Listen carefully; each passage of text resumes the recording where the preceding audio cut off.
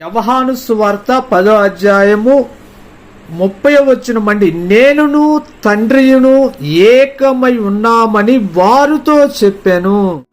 మాట అండి. తండ్రి నాతో ఉన్నాడు, తండ్రి నాలో ఉన్నాడు, తండ్రి నన్ను నడిపిస్తున్నాడు, నేను ఒంటరిగా లేను, తండ్రి నాతో ఉన్నాడు. కాబట్టే నేను చేసే కార్యములన్నీ తండ్రి నాకు ఏదైతే చెప్పాడు అవి నేను చేస్తున్నానని యేసుక్రీస్తు ప్రభువుకు గొప్ప సాక్ష్యాన్ని ఇచ్చాడు.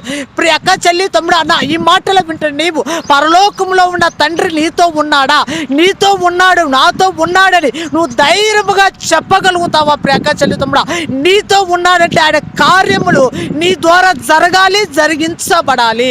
తండ్రి నీతో ఉన్నాడని యేసుక్రీస్తు ప్రభువు ఏ విధంగా అయితే చెప్పాడు, పరలోకంలో ఉన్న తండ్రి నాతో ఉన్నాడయ్యా, నేను చేసే కార్యములన్నీ ఆయన ద్వారా జరిగిస్తున్నానని అని చెప్పి ఉన్నాడు. అయితే ఈ మాటలు వింటున్న నీవు ధైర్యముగా పరలోకంలో ఉన్న తండ్రి నాతో ఉన్నాడని నువ్వు ధైర్యంగా చెప్పగలుగుతావా?